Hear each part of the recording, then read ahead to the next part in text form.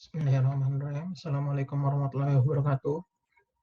Saya Muhammad Al-Farizal dengan NIM 11171041 akan mempresentasikan tentang tugas metode penelitian proposal tugas akhir dengan judul Pengaruh Gaya Kepemimpinan, Komunikasi, dan Disiplin Kerja terhadap Kepuasan Kerja Pegawai dan Sekretariat Jenderal Perdagangan Dalam Negeri yang ditulis oleh Putri Sofia.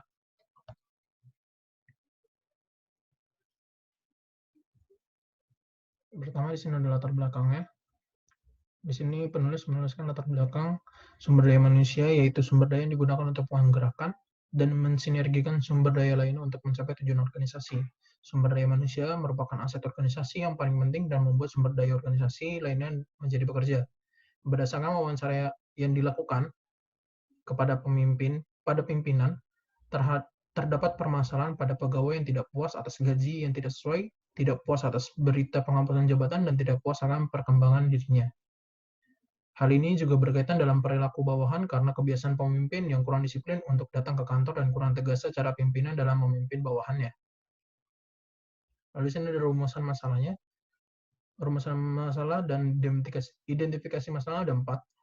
Untuk rumusan masalah yang pertama adalah apakah gaya kepemimpinan berpengaruh terhadap kepuasan kerja pegawai Sekretariat Jenderal Perdagangan Dalam Negeri.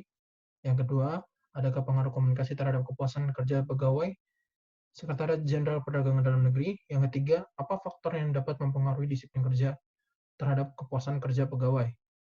Lalu yang terakhir, bagaimana gaya kepemimpinan, komunikasi, dan disiplin kerja terhadap kepuasan kerja pegawai. Lalu di sini ada identifikasi masalahnya. Untuk yang pertama, kurang baik gaya kepemimpinan yang diterapkan oleh pemimpin sehingga berpengaruh negatif terhadap kepuasan kerja pegawai pada Sekretariat Jenderal Perdagangan Dalam Negeri. Kurangnya komunikasi yang efektif antar rekan dan dalam pemberian informasi yang akan berpengaruh terhadap kepuasan kerja pegawai.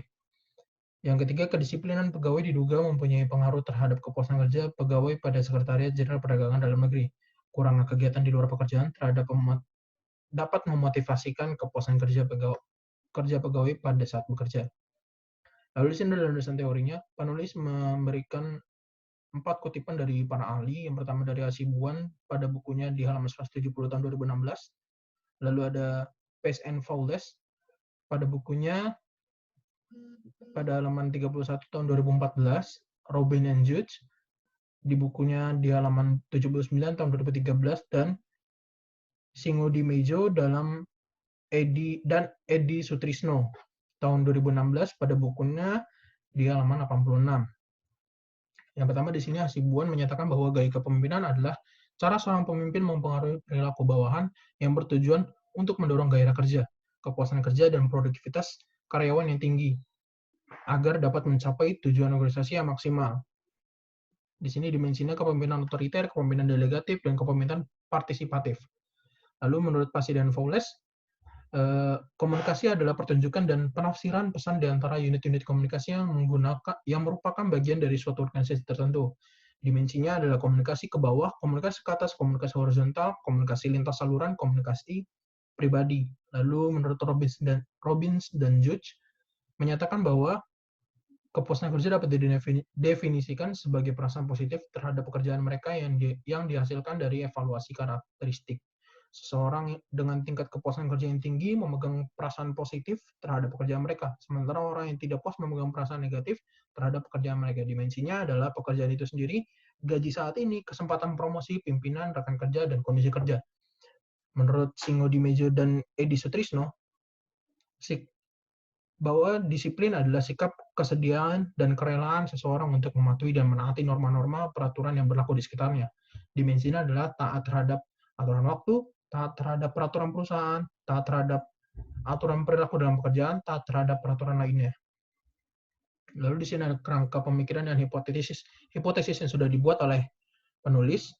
Hipotesis yang pertama adalah gaya kepemimpinan, yang kedua adalah komunikasi, yang ketiga adalah disiplin kerja, dan keempat adalah kepuasan kerja. Untuk hipotesis yang pertama, terhadap pengaruh antar gaya kepemimpinan terhadap kepuasan kerja pegawai dan Sekretariat Jenderal Perdagangan Dalam Negeri.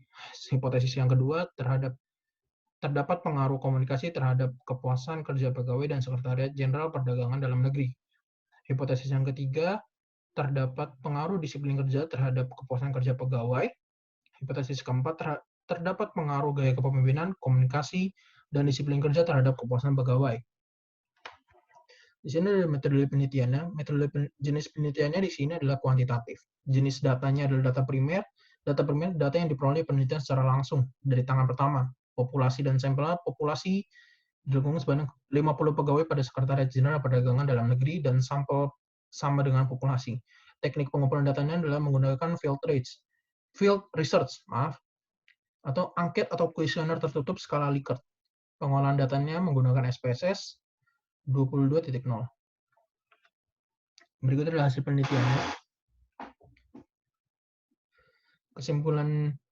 Kesimpulan dari hasil penelitiannya adalah berdasarkan hasil uji T, secara parsial menunjukkan bahwa variabel gaya kepemimpinan mendapatkan nilai T itu 5,430 dengan tingkat probabilitas signifikansi sebesar 0,450 sehingga diketahui T itu lebih besar daripada T tabel. Jadi dapat dikatakan H01 ditolak dan HA1 diterima. Hal ini merupakan bahwa memiliki pengaruh yang positif dan signifikan antar gaya kepemimpinan terhadap kepuasan kerja pegawai. Lalu yang kedua, hasil uji tes secara parsial menunjukkan bahwa variabel komunikasi mendapatkan hasil T hitung 3,357 dengan probabilitas signifikansi sebesar 0,321 sehingga diketahui T hitung lebih besar dari T tabel. Jadi dapat dikatakan H2 ditolak dan HA2 diterima. Hal ini menunjukkan bahwa memiliki pengaruh yang positif dan signifikan antara komunikasi terhadap kepuasan kerja pegawai. Berdasarkan hasil uji T secara parsial menunjukkan bahwa variabel pengembangan karir mendapatkan nilai T hitung 2,532 dengan tingkat probabilitas signifikansi 0,203 sehingga diketahui T hitung lebih besar daripada T tabel. Jadi dapat dikatakan HO3 ditolak dan HA3 diterima. Hal ini menunjukkan bahwa memiliki pengaruh yang positif dan signifikan antara disiplin kerja terhadap kepuasan kerja pegawai. Lalu untuk yang terakhir, hasil penelitian yang terakhir diperoleh F tabel sebesar 2,81 dengan nilai probabilitas sigma 0,000. Nilai F hitungnya 21,838, lebih kecil daripada F tabel 2,81. Dan nilai sigma lebih kecil dari 0,05 atau digunakan untuk atau nilai 0,00 kurang dari 0,05, maka H0 ditolak dan HA4 diterima. Sehingga dapat diartikan bahwa model regresi dapat digunakan untuk memprediksi kepuasan kerja pegawai atau dapat dikatakan bahwa gaya kepemimpinan, komunikasi, dan disiplin kerja secara simultan atau berkontribusi berpengaruh terhadap kepuasan kerja pegawai. Di sini penulis juga menuliskan saran.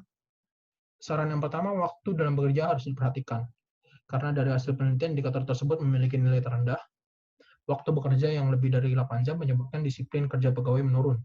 Maka dari itu, perusahaan perlu mengatur waktu kerja yang ditentukan atau disepakati agar disiplin kerja sesuai dengan perjanjian kerja tiap karyawan. Yang kedua, struktur kerja yang lebih jelas sangat dibutuhkan di Sekretariat Jenderal Perdagangan Dalam Negeri. Indikator struktur kerja memiliki nilai terendah yang menunjukkan masih ada beberapa pegawai yang tidak mendapatkan struktur kerja yang jelas.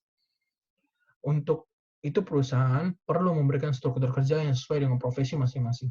Lalu saran yang ketiga ada indikator surat peringatan memiliki nilai terendah yang menunjukkan pimpinan akan memberikan surat peringatan apabila karyawan melakukan kesalahan. Saran penulis yaitu karyawan harus meningkatkan kedisiplinan, di mana agar lebih mematuhi peraturan perusahaan yang ada.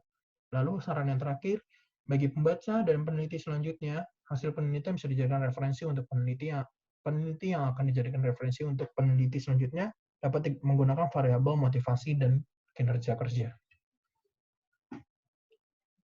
Sekian presentasi dari saya. Kurang lebihnya mohon maaf. Wassalamualaikum warahmatullahi wabarakatuh.